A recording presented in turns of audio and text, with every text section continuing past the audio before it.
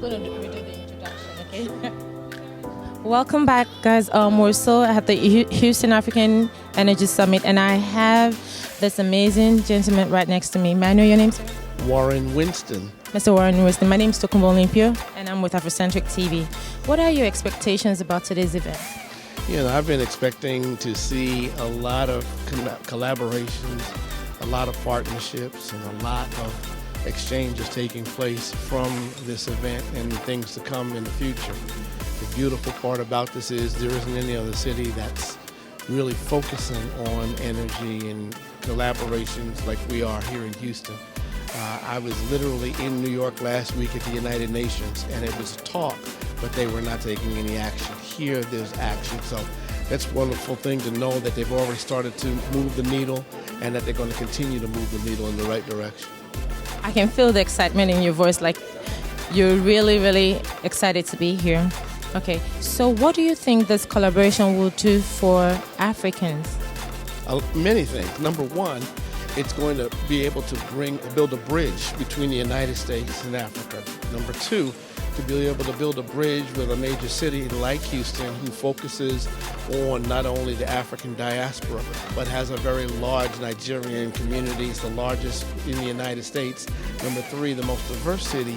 So it truly understands how to build that bridge and to be able to move the needle for Africa as a whole. You know, ultimately, there's about 140 million that are part of the African diaspora. And out of that 140 million, there's a large percentage of them that are in the United States, about 46 million.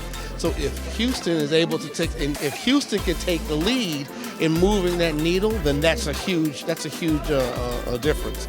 It makes a big difference, absolutely. So I know that Houston is the capital of the energy world. That's what they say because. So do you think that Houston is going to champion this and then it's going to move to other cities, or how do you see it growing? I see it not only just in energy, I see it in healthcare.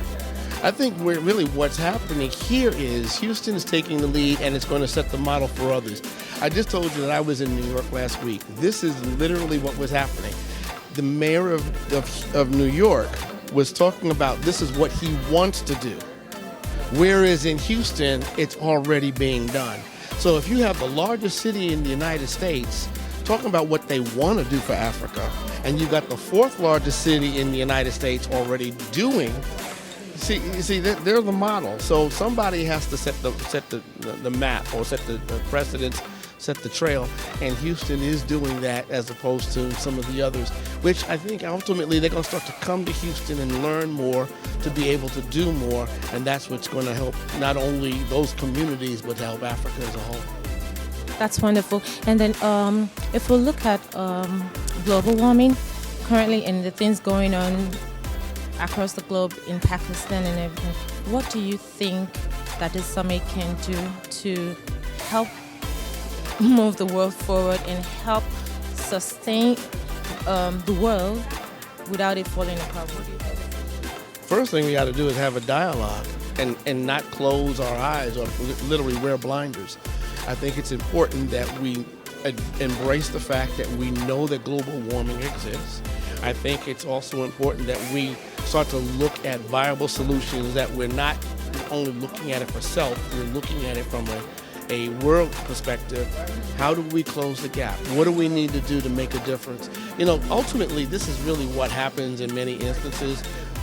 Everybody's operating in a silo effect. They're all operating differently, but we can't do that anymore. We have to really start to focus on moving together. How do we form this collaboration? How do we form these partnerships? How do we be able to associate with each other so we can go, you know what, there really is a problem. Now we need to find a way to solve the problem. And let's just move the bar from here to here. It doesn't mean we have to move it far. Let's start to move the bar. That's what's going to make the difference. So I think the first part is that we really need to embrace the fact that global warming does exist. That's the first thing. Too many folks are saying it doesn't, yet we see it's proof positive. It's happening every day. It's been wonderful talking with you this evening, and I hope you enjoyed the rest of the evening. And before you go, I must say that you look very good, sir, and you're well put together. All right. So enjoy your day, sir, and have a great day. Thank you. Thank you very much.